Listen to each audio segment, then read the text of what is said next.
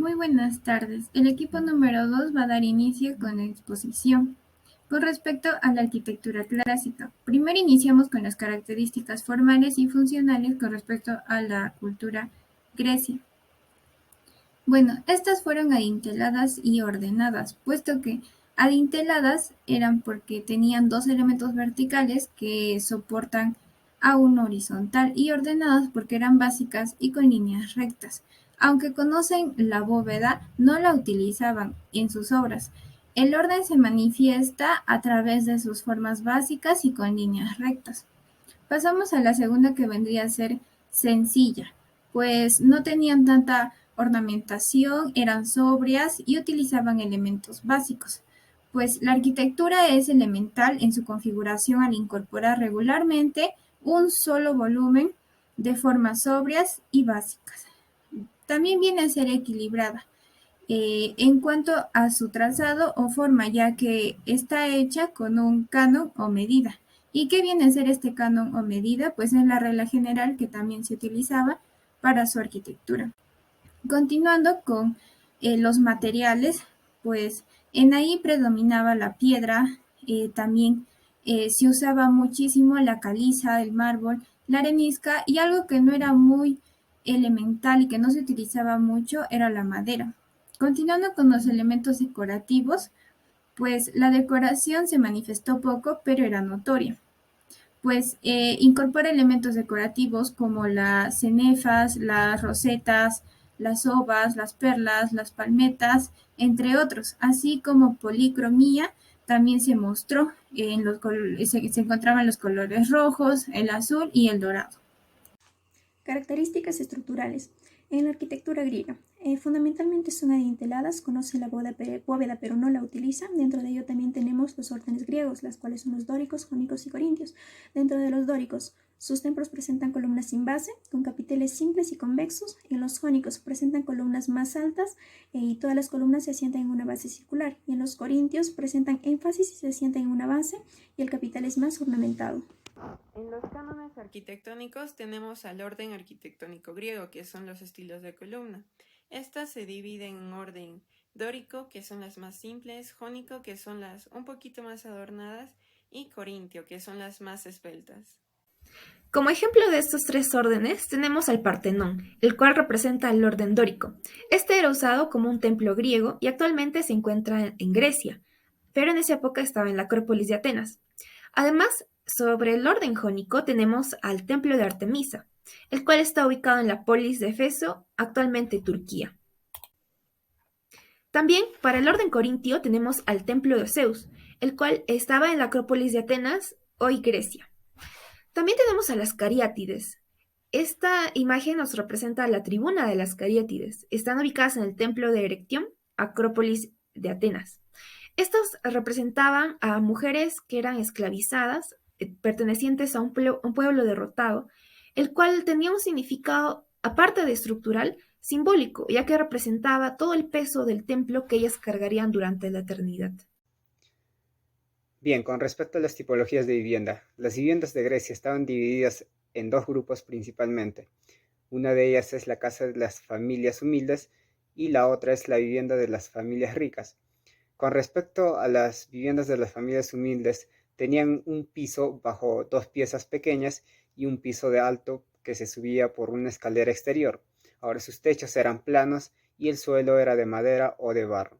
Con respecto a las casas de las familias más ricas, estos eran palacios compuestos de tres partes: una entrada, un departamento, con varias salas exclusivo tanto para hombres y mujeres, el cual solía dar al jardín de la casa.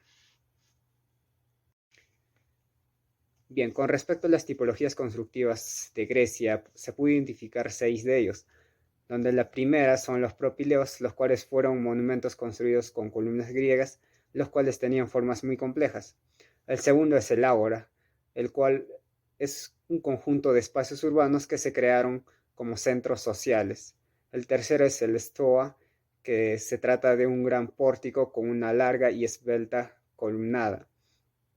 El cuarto es el Bouleuterion, el cual fue el lugar donde se reunía el Consejo de Grecia.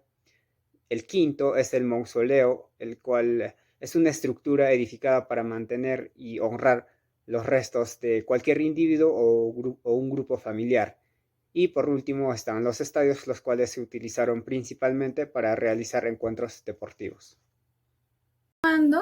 Con lo repetitivo, pues se evidencia en las columnas y arcos y constantemente pues se muestra lo que vendría a ser el ritmo, pues es una arquitectura dinámica como consecuencia del empleo del arco y de la bóveda.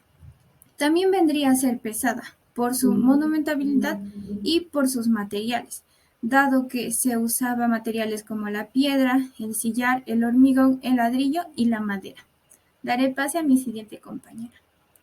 Continuando con las características formales y funcionales, con lo que respecta a la cultura de Roma, tenemos lo que es unitaria, pues fue la más importante y en sus edificaciones se mostró mucha relevancia y centralización, pues esta arquitectura era unitaria. Con respecto a la monumental, su poder se muestra a través de su arquitectura, pues su arquitectura es colosal no solo por el espacio que ocupa, sino también por el significado. Viene a ser utilitaria porque obedece a una función, y esa variedad también existe porque en diferentes edificios se mostraban distintas funciones, no necesariamente cumplían con varias funciones una edificación, sino que cada uno tenía una sola. Y en su arquitectura pues se puede mostrar justamente que es utilitaria, es práctica y funcional. Continúa. Características estructurales de la arquitectura romana. Es aquella fundamentalmente ornamentada. Hay novedad en los temas decorativos, mayor perfección en los monumentos, el arco, la bóveda y la cúpula son más utilizados frente al dintel de Grecia. En el tema de los órdenes tenemos el toscano, con un capitel semejante al dórico, con columnas de fusterizo y estriado, y en el compuesto es una combinación del capitel corintio y de volutas jónicas.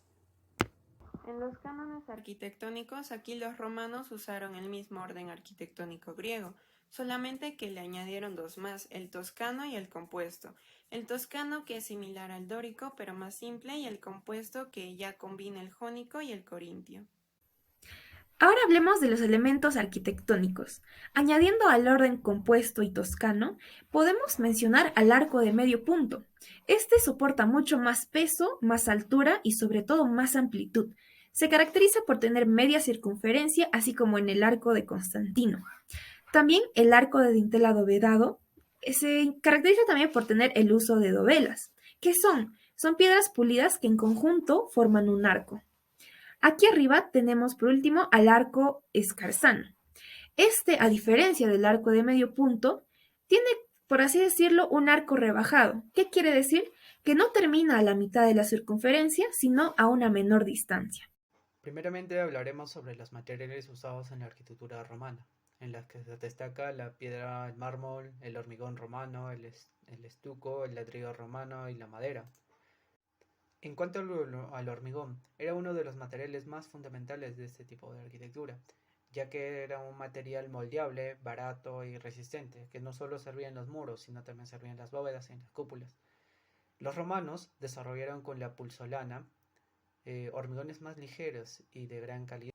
En cuanto al hormigón, era uno de los materiales más fundamentales de este tipo de arquitectura, ya que era un material moldeable, barato y resistente, que no solo servía en los muros, sino también servía en las bóvedas y en las cúpulas. Los romanos desarrollaron con la pulsolana hormigones más ligeros y de gran calidad. También emplearon otros materiales que conjuntamente con el hormigón y el ladrillo sacaron diferentes tipos de opus, en las que podemos ver el opus quadratium de arcilla, el opus lateritium de ladrillo, el opus mixtum, que es de piedra más ladrillo, el opus incertum, que es para la mampostería, el opus spicatum, que eran ladrillos dispuestos en forma de pez, el opus reticulatum, que eran ladrillos dispuestos en forma de red. Luego tenemos a lo que es los materiales más frecuentes que se fueron utilizando en la arquitectura griega. Estos fueron la madera, como para soporte y techos, los adobes, en específico el ladrillo sin coser, para las paredes. Especialmente estos fueron utilizados para viviendas y para construcciones más pobres. En cuanto tenemos después a la piedra caliza y el mármol, que estas eran para las columnas, muros y porciones elevadas de los templos, y también para los edificios públicos. Bien, con respecto a las tipologías de vivienda de la antigua Roma, se pudo identificar tres de ellas. La primera es la insulae, las cuales son viviendas de 3 pisos principalmente, las cuales carecen de alguna comodidad. También son llamadas casas de alquiler, puesto que están dirigidas a gente que tiene pocos recursos económicos. La segunda son las villas, las cuales son casas de campo principalmente construidas para la clase alta. Y por último tenemos a los domus, las cuales son lujosas casas señoriales, las cuales están ubicados principalmente en la ciudad. Vamos a mencionar algunas características de esta última. La primera de ellas es que esta casa romana está orientada hacia el interior, puesto que la luz penetra por 2 áreas centrales, en torno a las cuales se distribuyen las demás habitaciones. Como segunda característica se tiene que esta carece de vista exterior, puesto que las ventanas son raras, pequeñas o también irregulares. Como tercera característica tenemos que este tipo de casas presenta una sola planta, aunque en algunas zonas se eleve en 2 plantas. Y por último podemos mencionar que los diferentes espacios están destinados a un solo uso principalmente. Con respecto a las tipologías constructivas de Roma, se pudo identificar 6 de ellas, donde la primera que se identificó fue el anfiteatro, el cual fue el único nuevo tipo de edificio desarrollado por los romanos. La segunda fue la basílica, el cual era un gran edificio público donde se podían transmitir asuntos comerciales o legales. El tercero es el foro, el cual es un espacio abierto público central, principalmente utilizado como un mercado.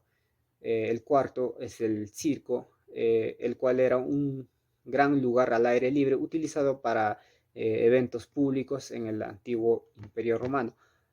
Y el quinto son los templos, los cuales se encontraban entre los edificios más importantes y ricos de la cultura romana. Y por último tenemos a los teatros. Estas edificaciones eran semicirculares y poseían ciertas estructuras arquitectónicas inherentes, con pequeñas diferencias dependiendo de la región en la que se construyeron.